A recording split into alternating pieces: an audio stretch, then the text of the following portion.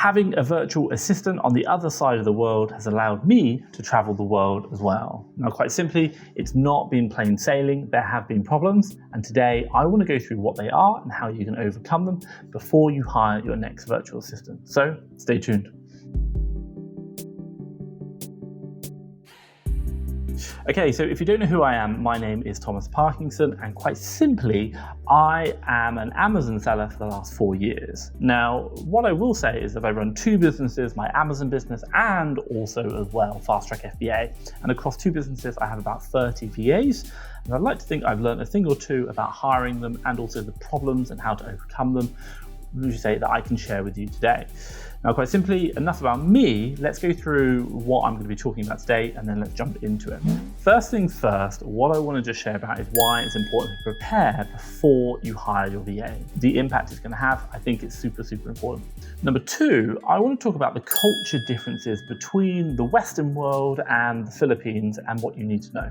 Number 3, I want to talk about the time difference between the Philippines and the UK and the US and how I've dealt with it.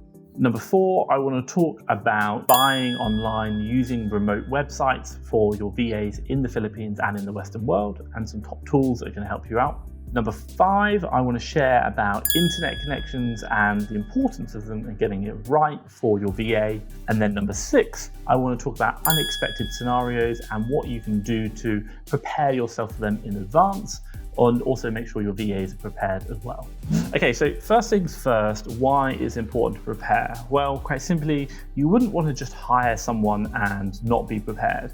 I think it's really important to do some of this preparation beforehand, and I'm even actually saying before you decide who gets the job. There's a lot we have learned from having a team of VAs ourselves and also supporting our clients about what you need to check with the potential candidates or people you want to offer the job to, just to make sure that they are going to be the right fit. Because even if the person is right, they might not have the right technology equipment that's going to allow them to excel at the job. And I've seen that time and time again. So just making sure you get these things prepared beforehand, doing these checks with yourself, but also the VA, makes such a difference to your process and also the result that you're getting and scaling your business.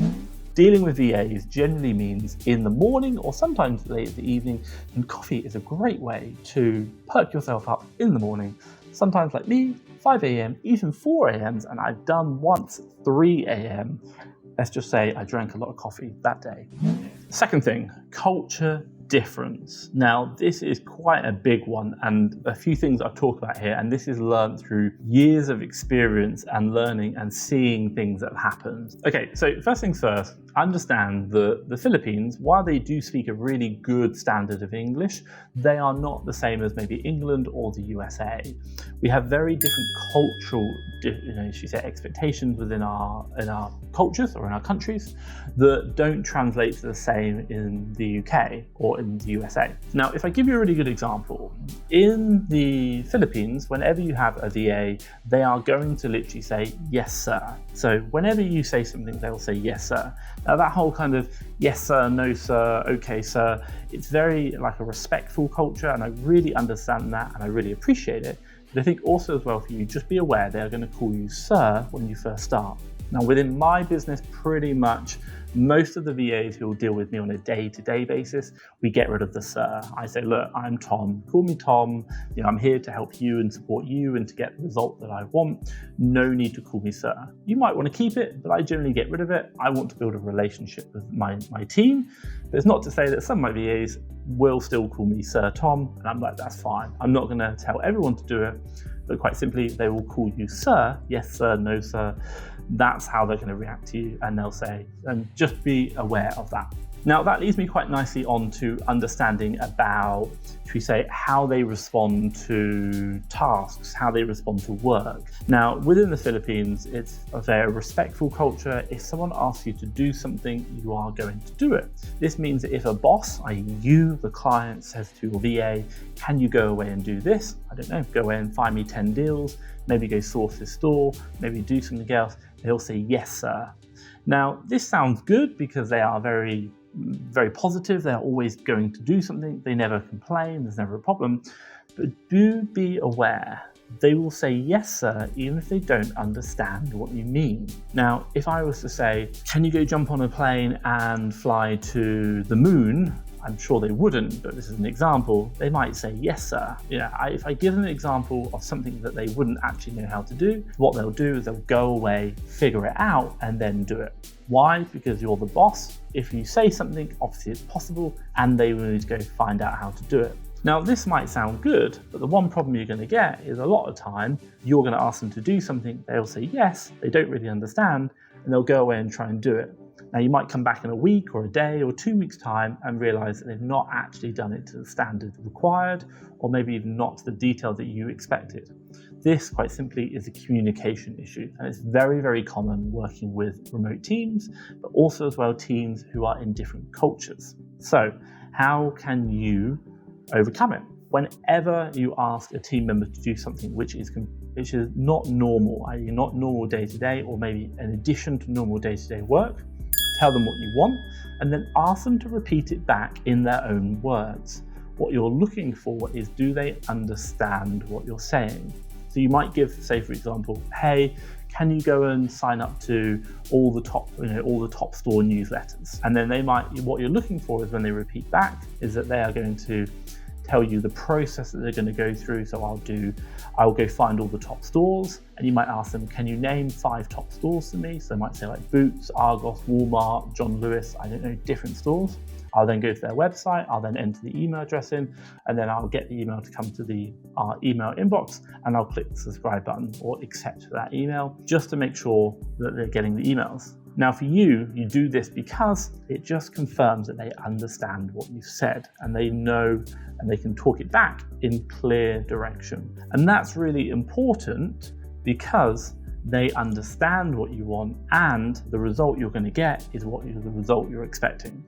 So just be very mindful. They will say yes sir, and also they'll say yes sir to anything, which is quite funny, but also very frustrating when you've asked them to do something and they haven't done it to the standard you want. Why? Because it's a communication issue. That's it. Now, another top tip on that is, do be very, very clear about the ground rules. Whenever you start with your new VA, I'd really recommend setting the ground rules of, this is when I expect the deals to be submitted by. If you need to take time off, here is the process of taking time off. If you're going to be sick, here's what you do when you are sick. If you need to have holiday, here is how you you request holiday, here's what you do. Make sure it's really, really crystal clear. Why? Because in their culture, the procedure, the method, the way they do things might be different to the way you're expecting to do them in the USA or the UK. So setting the ground rules, being crystal clear, and seeking feedback on just confirmation they understand, that's going to make a real big difference. Okay, number 3, time difference. Well, if you don't know, the Philippines is, I think, 8 hours ahead of the UK and pretty much about 12 hours ahead of Eastern Standard Time, which is where I am right now in Mexico, and I couldn't tell you the rest of the USA. But what does it mean? It means that, say for example, for me right now in Mexico, Cancun, my VAs are going to bed when I'm waking up. So it makes working together quite challenging. Now, I've done this in the UK, I've done it across Asia. I've had VAs now for pretty much most of the 4 years of my Amazon business. How have we managed it? What have we done? My top tip or my top advice for you is work together. Be open and honest and talk to your team. So for example, with my team, I'm going to find out, are they a morning person or are they an evening person? And we will probably schedule to say, look, if they are a morning, that might be my evening. Maybe I'll stay up a little bit later, or maybe I'll ask them to wake up a bit earlier just to have that meeting. Or if it's the other way, obviously I will get up early and they won't, and they'll stay up later. Now, quite simply, a lot of the time I will do things such as like 5 a.m. starts. Why? Because I like to get up early. It gives me a reason to get out of bed very quickly because I've got a meeting with my team. But also as well, maybe I've got an hour phone call with them. I can get it done, and by 6 a.m. in the morning, I'm done for the day. I can maybe purchase some stock or speak to the rest of my team. And then by 7, 8 o'clock, I'm done and I can crack on with the rest of my day. And I like to be super productive, and having an early start can be very helpful. So I think personally, using your team as a reason you need to get out of bed quickly can be very, very beneficial. Now, also as well, don't be afraid to ask for VAs to work later on, for example, 1 or 2 days a week. They might have to stay up till 10 p.m. and you have a half-hour phone call then. I think that's perfectly acceptable. But I think the question comes is, speak to your VAs, understand who they are, what their commitments are, and work with them together. Again, this is about building a relationship, about making it work for both of you in a win-win scenario. So have the conversation and find a time. Obviously, it doesn't have to be every day, but it's going to work for both of you. Okay, number 4, working with the internet and remote teams. Now, quite simply, if you don't know, some websites in the Western world, they will have geolocation on the people who are accessing their website. Now, if those people are coming from a country whereby the website doesn't sell to, they're probably going to block them or maybe just show them a different website, for example. Now, you need to understand this because your team need to overcome this problem. Quite simply, a couple of things you need to be aware of. So, number 1, I'd really recommend getting a VPN for your team.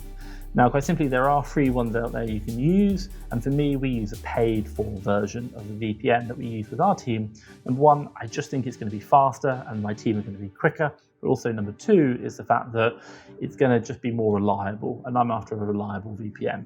So with our team, we use, or my company, I use ExpressVPN, and I share those licenses across my team, and I think we have 5, and it's roughly about $100 for a year, and they will just use those VPN licenses when they need to access the certain stores, and pretty much my purchasing manager will be using the VPN all the time. Now, the other thing which I'll say is that's about accessing stores, buying stock. There's another one. In Amazon sourcing, you're going to do things like reverse sourcing, i.e. searching Google.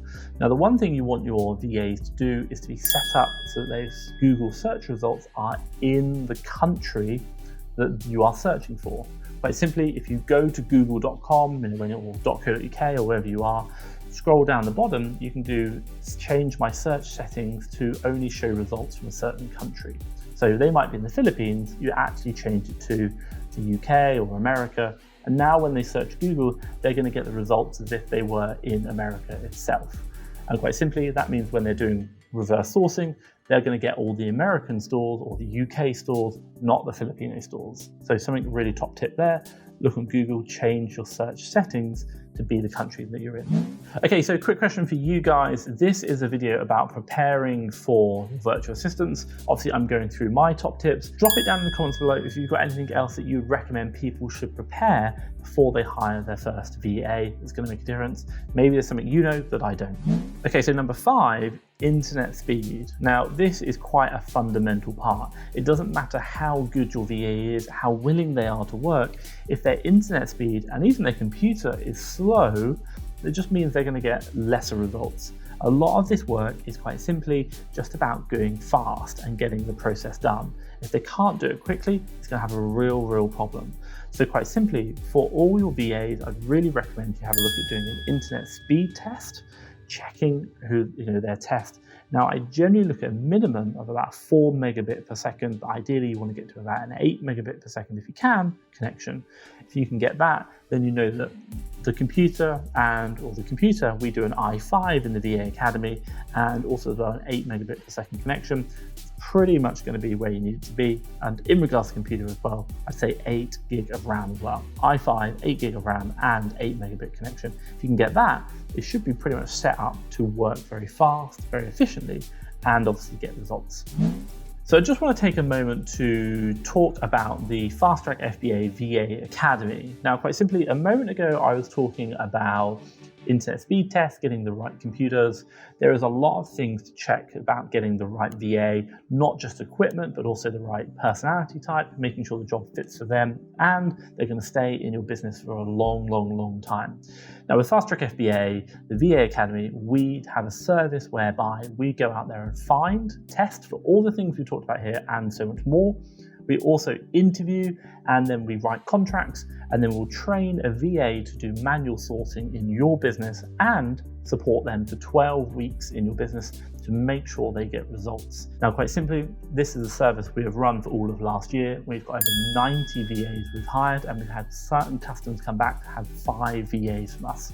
I think anyone can hire a VA, but to keep coming back to have 5 from us That just shows the results that we get, and it helps people grow their business. If you are interested in having a VA in your business and you want to grow, have a look down below. I will drop a link to the FastTrackFBA VA Academy, where you can pay us to quite simply hire, find, and support you in scaling your business with your own virtual assistant.